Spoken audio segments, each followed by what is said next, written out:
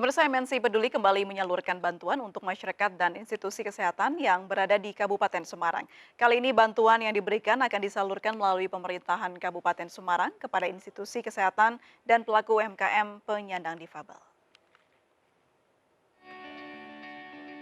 Meski penyebaran virus corona terus melandai, namun Indonesia masih belum keluar dari pandemi.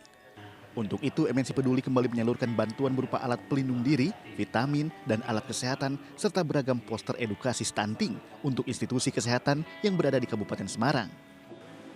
Sedangkan bantuan sembako disalurkan kepada pelaku UMKM yang menyandang difabel. Bantuan diserahkan langsung Ketua MNC Peduli Safril Nasution, Wakil Bupati Semarang Basari, di pendopo Rumah Dinas Bupati Semarang.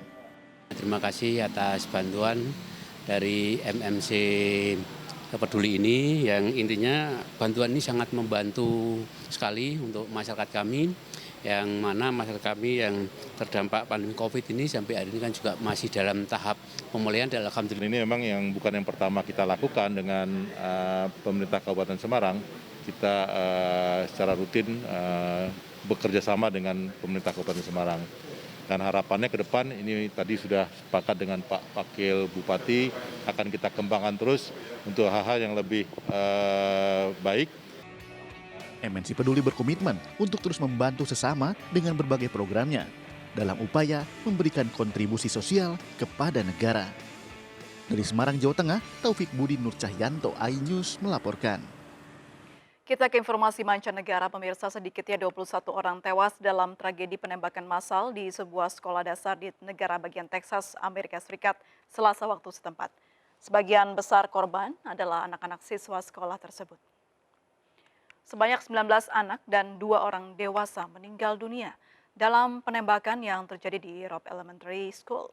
Korban anak-anak berusia mulai dari 7 hingga 10 tahun. Salah seorang korban lainnya adalah guru di sekolah itu. Penembakan terjadi pada pukul 11:32 Selasa waktu setempat. Mengenakan pelindung badan, pelaku menembaki korban dengan senjata semi otomatis. Penembakan diketahui bernama Salvador Ramos, 18 tahun. Pelaku tewas ditembak polisi di tempat kejadian. Diduga pelaku menembak neneknya sebelum beraksi di sekolah. Belum diketahui motif penembakan tersebut.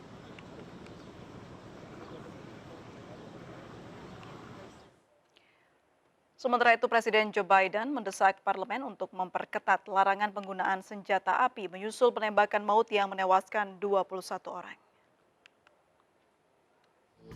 Dalam pernyataannya di Gedung Putih, Biden mendesak parlemen untuk memiliki nyali dalam memperketat aturan larangan penggunaan senjata api.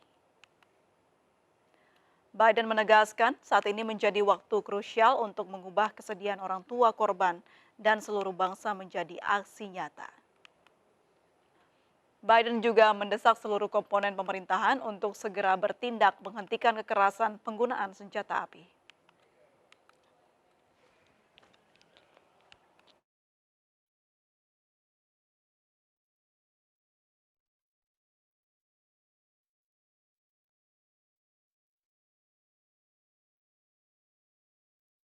Pemirsa, tragedi di sekolah dasar di Texas menjadi salah satu insiden penembakan massal paling mematikan dalam sejarah Amerika Serikat. 10 tahun lalu, publik Amerika Serikat juga dikejutkan dengan penembakan maut di sekolah dasar Sandy Hook di Connecticut.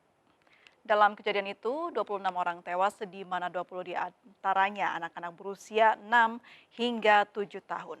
Sisanya adalah pegawai sekolah. Pelaku adalah pria berusia 20 tahun bernama Adam Lanza.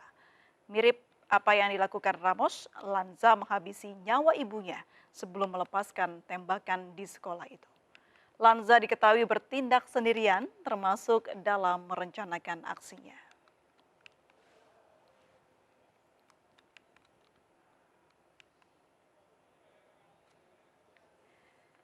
Kita kembali ke tanah air. Pemirsa, bintang sepak bola dunia asal Jerman yang pernah bermain untuk Real Madrid dan Arsenal, yakni Mesut Ozil, tiba di Indonesia. Ozil akan berada di Indonesia selama 4 hari untuk sejumlah agenda.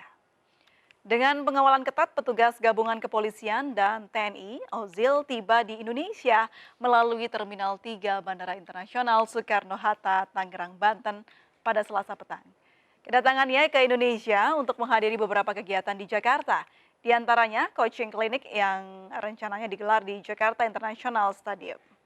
Mengunjungi kegiatan CSR bersama dengan sejumlah atlet muda dan anak-anak kurang mampu yang memiliki talenta di bidang olahraga sepak bola. Hingga bertemu dengan Kemenparekraf untuk mempromosikan pariwisata Indonesia.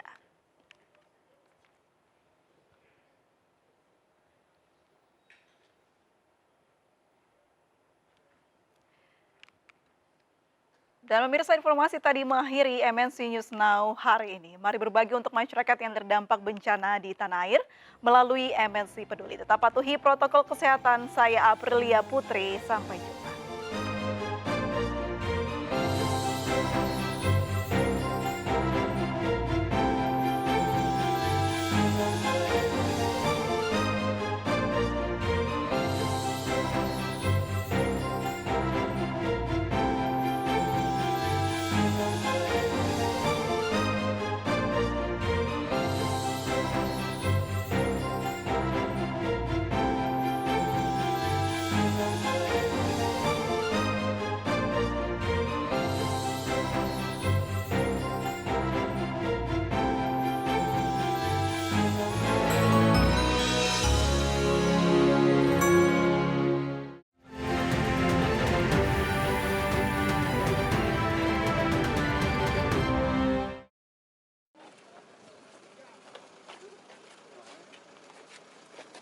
Usai ditangkap pada Senin malam, artis Gary Iskak bersama 4 rekannya langsung menjalani tes urin di Badan Narkotika Nasional Provinsi Jawa Barat pada Selasa siang. Saat ditangkap, Gary yang sedang bersama 4 rekannya tengah mengonsumsi sabu. Keempat rekannya ini berinisial TR, DW, AR, dan seorang wanita dengan inisial SP. Dari lokasi penangkapan, polisi menyita barang bukti sabu sisa pakai beserta alat hisap. Guna penyelidikan lebih lanjut, kelimanya kini menjalani pemeriksaan di Ditres Narkoba Polda Jawa Barat.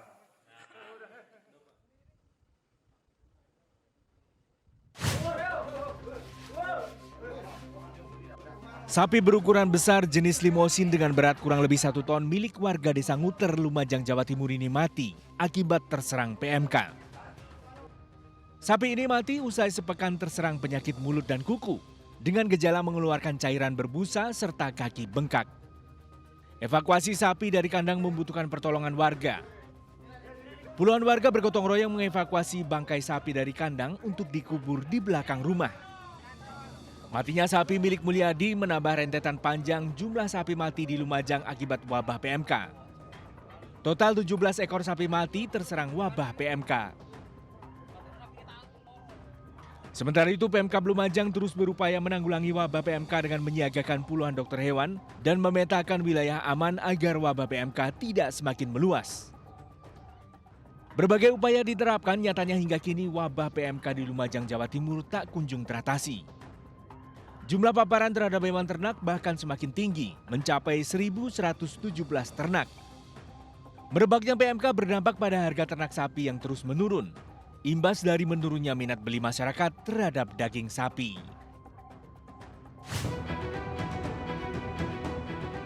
Sebuah minibus ludes terbakar di area SPBU Batoh, Banda Aceh pada Selasa sore.